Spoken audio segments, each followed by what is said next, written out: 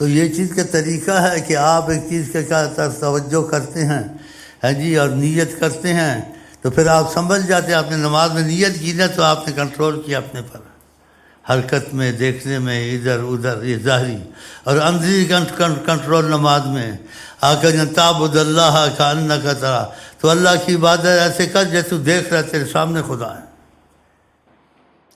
فَإِن لَّمْ تَكُن تَرَاهُ فَإِنَّهُ يَرَاكَ، اگر تجھے ایسا تصور نہیں قائم ہوتا تمہارے اندر کا، تو تصور قائم کر وہ تجھے دیکھ رہا ہے۔ یہ ظاہر تو کنٹرول کیا، بس کنٹرول کیا اور نہ اندر سے دل کا مسئلہ دوسرا ہونا چاہیے، کیونکہ آقا جی کہ جب انسان نماز کی نیت کرتا ہے، اللہ اکبر کہتا ہے، نصب وجہہ الیہ، خدا اپنا رخ اس کی طرف کر دیتا ہے۔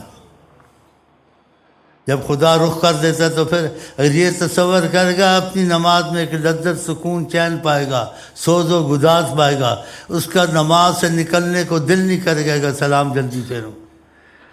تو یہ چیز جب حاصل ہوگی تو ظاہر بھی کنٹرول کرنا پڑے گا، اندر سے بھی دل کا معاملہ خدا کی طرف کرنا پڑے گا، سوچ سمجھ سے کہ خدا دیکھ رہا ہے، خدا نے تو رخ کیا ہوا ہے۔ یہ آقا جی نے کہا جن باتوں پر یقین ایمان ہونا چاہیے، تو پھر اس کو نماز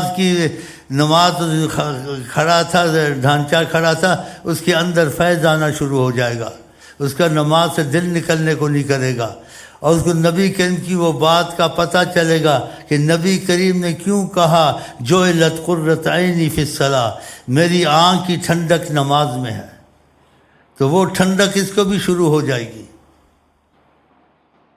جو آقا جی نے کہا جعلت قرۃ عینی، میری آنکھوں کی ٹھنڈک نماز میں ہے، جب ایسا کنٹرول، ایسا تصور نماز میں کرے گا تو وہ پھر قرۃ عینی، جعلت قرۃ عینی، پھر وہ ٹھنڈک نماز میں جو اللہ کی محبت کی اور قرب کی اور سوز و گداز اس کے دل میں آہستہ آہستہ شروع ہو جائے گا، اس کی چیخ نکلے گی، اس کو رونا آئے گا، اس کو دل میں ایسے کہ نماز سے نہ ہی نکلوں۔ جب آقا جی اذان کا وقت آتا تھا کیا کہتے تھے؟ ہم اس نماز تک پہنچے نہیں نا، ہماری نماز تو ظاہری نماز ایک ہے، حیات اور ایک جیسے نہ ڈھانچہ ہے، لیکن اندر ابھی کچھ اترا نہیں ہے، اندر کچھ ہو تو اترے تو انسان کی حالت بدل جائے۔ ہاں جی، اسی آقا جی کہتے تھے ارحنا یا بلال، اے بلال مجھ کو راحت دے۔ کیوں راحت دے؟ کہ اذان دے میں نماز پڑھوں۔ دیکھا، ارحنا، حضرت عائشہ کہ جب اذان ہوتی تھی آقا جی ایسے ہو جاتے تھے جیسے کسی کو جانتے ہی نہیں ہیں۔ اور ہم کو آپ کو کیا کہا ہے اللہ تعالیٰ نے کہ تم کو خدا کو پانا تو نبی کی تابع داری کرو، نبی سے سیکھو، نبی جیسے کہیں ویسے کرو۔ تو پھر ایسے کرنا چاہیے نا جیسے رسول اللہ صلی اللہ علیہ وسلم نے کہا ہے، سمجھایا ہے، ان چیزوں کو سمجھنا چاہیے، سوچنا چاہیے، تو اس طریقے سے نماز پڑھے کہ اس کی نماز میں وہ کیفیت پیدا ہو جائے جو نبی کریم کہتے تھے میری ٹھنڈک نہ آنکھوں کی نماز میں ہے۔ پھر اس کی نماز پڑھنے سے نفلوں کو دل زیادہ کرے گا، میں نفل ہی پڑھتا رہوں، تو اس کو ایسی کیفیت، ایسی چیز ملے تو زیادہ چلے نا۔ جب اس کو یہ چیز کیفیت نہیں ہے، یہ چیز نہیں ہے، تو پھر وہ جیسے کہتے کھانا پوری کرتا نماز پڑھ لی ہے، محسوس کو کچھ نہیں ہوا۔ جن کو محسوس ہوتا تھا ان کی حالت ہی اور ہوتی تھی۔ حضرت علی کو تیر لگا نکلتا نہیں تھا، اتنا مضبوط جسم تھا، مضبوط فولاد، اللہ کی جہاد میں اتنا مضبوط جسم تھا، تیر لگا وہ نکالتے تھے، نکلتا نہیں تھا۔ کہا جب نماز پڑھوں گا نکال لینا۔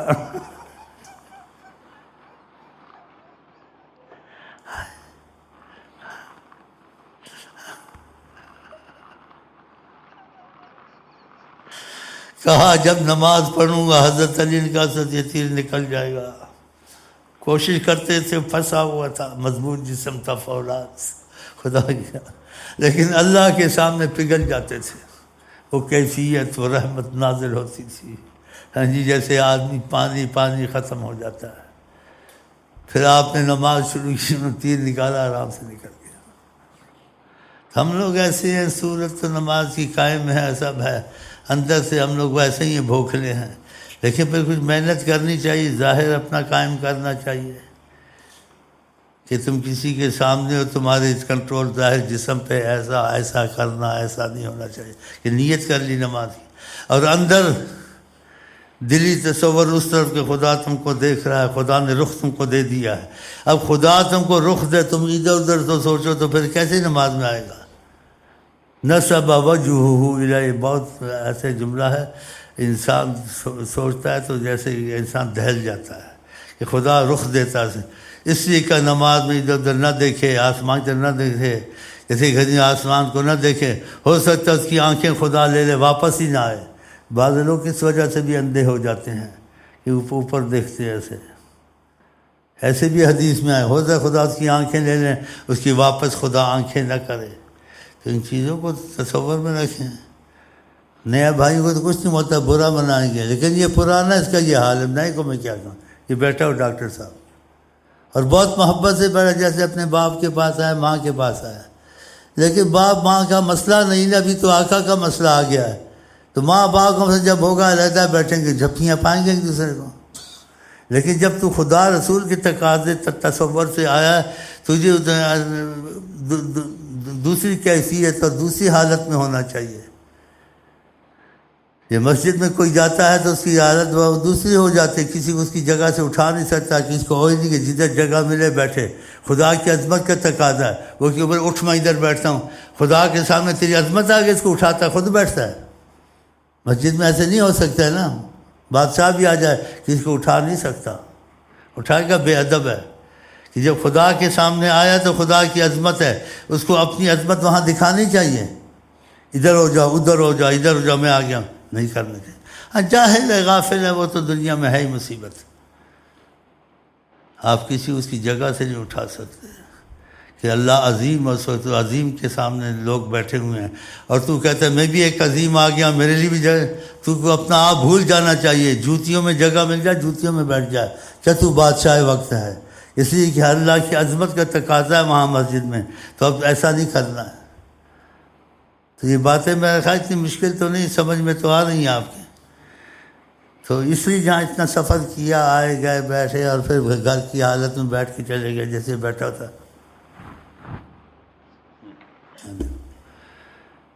کبھی یوں بیٹھتا کبھی یوں بیٹھتا۔ بلکہ یہاں آئے اگر وہ تصور کرے، اس کو سانس آرام سے لینی چاہیے، سانس اونچی نہ لے۔ جتنا ادب عبادت سے پہلے، ادب ہر چیز سے پہلے، ادب نہیں تو عبادت ساری گئی۔ آقا کیا ادبنی ربی فاحسن، حضرت ابو بکر نے تو کہا میں نے اتنا عظیم ادب میں اور اخلاق میں کسی کو نہیں دیکھا جیسا آپ کو دیکھا۔ کہ میں بڑی عمر کا آدمی ہوں، میں نے عرب کے قبائل دیکھے ہیں، سب جگہ میرا آنا جانا دیکھنا ہوا ہے۔ ابو بکر نے کہا میں بڑی عمر کا ہوں، لیکن آپ جیسی شخصیت میری نظر سے نہیں گزری۔ کہا ادبنی ربی فاحسن تادیبی، میرے رب نے مجھے ادب سکھایا، اپنے رب کے ادب سے میں نے تم کو ادب سکھایا۔ اس لیے پھر یہ باتیں بھی ضروری ہے کبھی کبھی انسان کر دے، تاکہ انسان کا دماغ کھل جائے، سوچ سمجھ کے آئے یہاں، سوچ سمجھ کے بیٹھے، نہ اپنے کو دیکھے، نہ شیخ امین کو، نہ کسی کو دیکھے۔ اس نے بلایا ہے، اور شیخ امین اور ہم سب رسول اللہ کے سامنے بیٹھے ہوئے ہیں۔ اب وہ بیٹھے ہوئے یہ تصور کرے، چاہے حقیقت نہیں بھی اس کو پتہ چلتی، نہ پتہ چلے کوئی بات نہیں، لیکن آقا نے جو کہا میں تم سب کو ایسے دیکھتا ہوں میری اپنی ہتھیلی کی طرح، تو اس بات پر تو یقین ہونا چاہیے نا کہ نبی نے ایسے کہا ہے، چاہے ہم کو محسوس نہیں ہوتا تو جتنا اس سے ہو سکے کر لیں۔ لا یکلف اللہ نفسا الا وسعہا، خدا کسی بوجھ نہیں ڈالتا، جتنا اس سے آسانی سے ہو جائے، لیکن کچھ نہ کچھ تو ہونا چاہیے۔ بالکل بے پرواہی ایسے کرنا، ایسے کرنا، ایسے نہیں کرنا چاہیے۔ چلیں جی، کہاں تھے ہم لوگ؟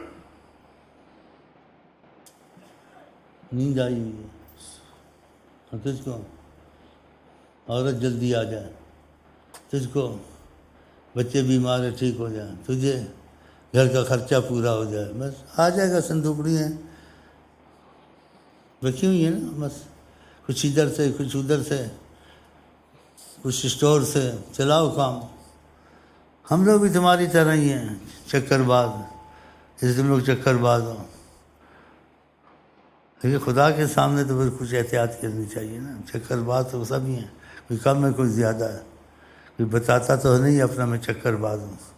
ہر کوئی بولتا میں بہت فٹ انسان ہوں. تو جب معاملے پڑھتے ہیں پتہ چلتا یہ فٹ انسان ہے یا مجھے فٹ کرے گا. ہاں، تو دوستی کرے تو ایک دم گھل مل نہ جائے گا. دوستی کرے آستے آستے چلے اس کے ساتھ. میرے ساتھ 2 4 ہاتھ کرتے ہیں، ایسے ایسے خط لکھتے ہیں کہ بس اوپر اللہ ہے تو نیچے شیخ امین ہے. مال گھسیٹو، مکان بنواؤ، وظیفے لو، ادھر سے آئے ادھر سے آئے، یہ بس. اور بس. لیکن وہ بھی میں کرتا ہوں، نہیں کہ نہیں کرتا ہوں. فیض دے دو آج کیا حرج ہے. لیکن ساتھ میں ذہن بدلتا ہوں کہ تم ایسے کیوں نہیں بن جاتے ہو خدا بندے سے خود پوچھے برا تیری رضا کیا ہے. تو اس طرف چلا جائے، خدا بندے سے خود پوچھے. تو ان کا ذہن بدلتا ہوں، اگر ذہن بدل جائے تو اچھا، نہ بدل جائے تو پھر گھسیٹتا رہے اپنے کو. ہاں، پھر اس میں انسان زیادہ اس کے پیچھے لگے بھی نہ، کسی قسمت میں یہی ہے. تو پھر خواہ مخواہ اپنے کو پریشان کرے اس کے پیچھے.